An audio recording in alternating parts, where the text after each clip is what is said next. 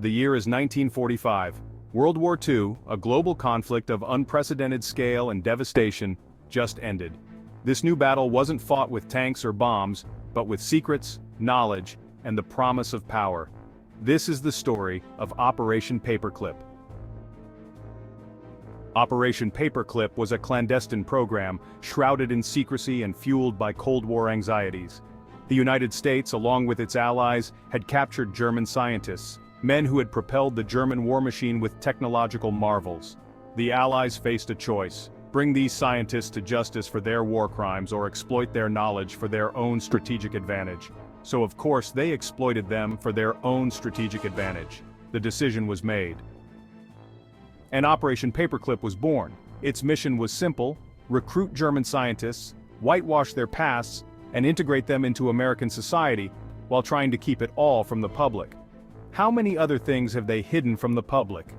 Like vaccines are nothing more than chemical warfare.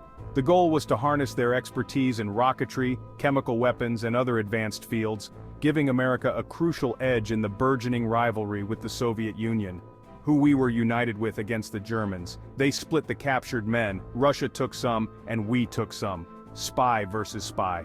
Don't look at the men behind the curtain. The seeds of Operation Paperclip were sown in the closing chapters of World War II.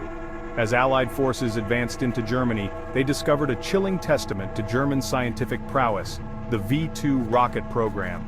This revolutionary technology, capable of delivering devastating payloads across vast distances, terrified the Allies. So terrified they had to have it, like an evil scientist who only wanted a hug and homemade cookies from his unloving mother.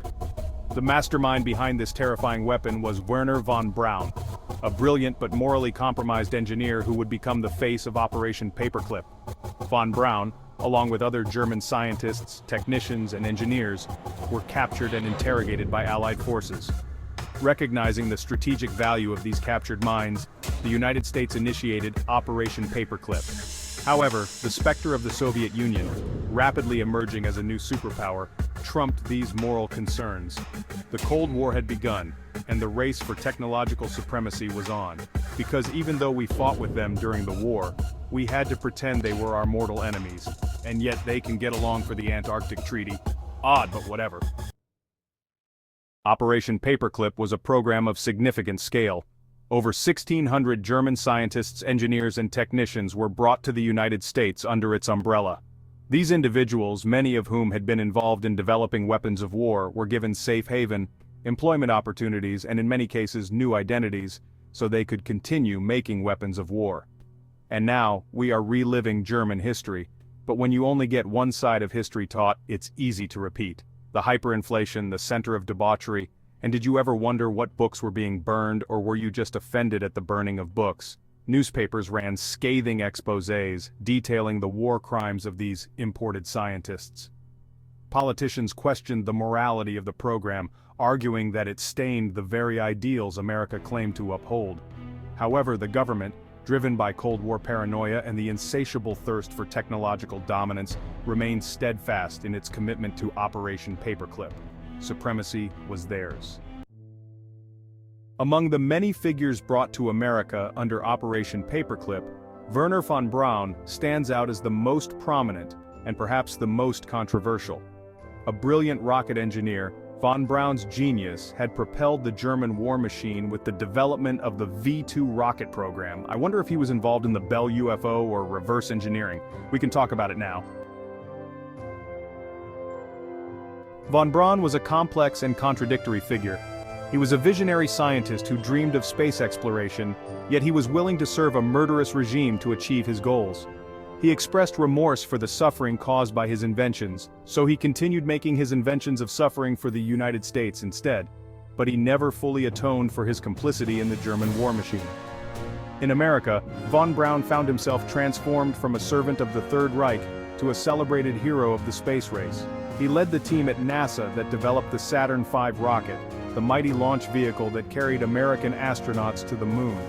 Some claim we didn't really go and only got a movie, who knows though. It showcased how enemies could contribute to American scientific progress when captured in war and given a place to continue what you did for the enemy. but it also raised troubling questions about the price of progress and the compromises made in the name of national security. It's always about national security, even when it isn't. Operation Paperclip was inextricably linked to the larger context of the Cold War. It's almost like a real game of Risk they have us in.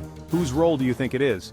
The Soviet Union's successful launch of Sputnik 1, the world's first artificial satellite in 1957, sent shockwaves through the American government and public. It exposed a technological gap between the two superpowers and fueled anxieties about Soviet capabilities and intentions.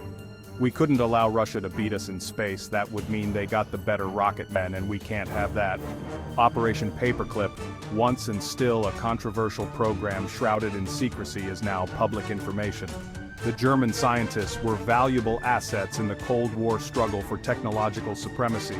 Their expertise in rocketry, aeronautics, and other advanced fields was seen as crucial to closing the missile gap and asserting American dominance in not only the space race, but for the military-industrial complex theater. Yes, theater.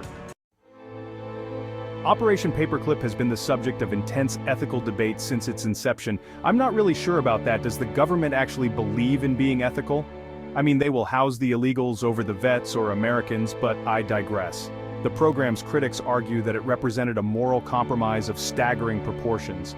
They contend that offering refuge and employment to individuals complicit in war crimes was a betrayal of American values and a stain on the nation's conscience. Like when 9/11 or Pearl Harbor happened, they encouraged it so they could get into whatever war they promoted. They argue that Operation Paperclip whitewashed the atrocities committed and allowed war criminals to escape accountability. The scientists brought over were mostly not held accountable for their roles in the development of weapons of mass destruction, like the ones they never found in Iraq, or their participation in the slave labor programs that fueled the war machine. It serves as a stark reminder that the government will do whatever it needs to have supremacy, just not allow German supremacy, but they will take German supremacy and use it for their supremacy. Despite the ethical controversies surrounding its origins, Operation Paperclip had an undeniable and profound impact on the trajectory of American science and technology. The German scientists brought to America made significant contributions to a wide range of fields, from aerospace engineering to medicine, yes, you heard that right, Nazi medicine, and they are still running Big Pharma. Werner von Braun and his team of rocket scientists played a pivotal role in the development of the American space program that we give $65.5 million per day. That is a lot of money for CGI and water bubbles in space, but it pays the water bill. Other Operation Paperclip scientists made significant contributions to the development of supersonic aircraft, guided missiles for more war and destruction. The legacy of Operation Paperclip is still felt today. How many Nazis were put in places of power, got laws enacted, or has family still in politics to this day? We may never know since they hid their identities. Beneath the surface of technological advancements and scientific breakthroughs lies a story shrouded in secrecy and moral ambiguity. The ethical compromises made during Operation Paperclip were not limited to the scientists' past, but extended to the very methods and technologies they brought with them. Imagine the moral quandary harnessing the knowledge of those who once developed weapons of mass destruction for a genocidal regime, now work for another genocidal regime, but they claim it's for the betterment of humanity. This juxtaposition of progress and past horrors presents a complex narrative that challenges our understanding of right and wrong, with the help of propaganda. As we peel back the layers of history, we uncover stories of medical experiments conducted without consent, aerospace advancements built on the backs of forced labor, like the cobalt needed for the green agenda, for your EV way of life, and intelligence operations that blurred the lines between right and wrong. The individuals brought over during Operation Paperclip were not just scientists, they were symbols of a dark chapter in human history. Their contributions to American progress came at a cost that is still being reckoned with today. The moral compromises made in the name of national security and scientific advancement continue to reverberate through the corridors of power and the halls of academia. So in conclusion, the government will always claim national security to keep you in the dark about what they are really doing and what criminals they are importing in so they can feel at home, while using hard-earned tax dollars and making you poorer, all for criminals the government deems safe for public. As usual, links in description. Thank you for watching and have a blessed day. Brought to you by the government, will fuck you production.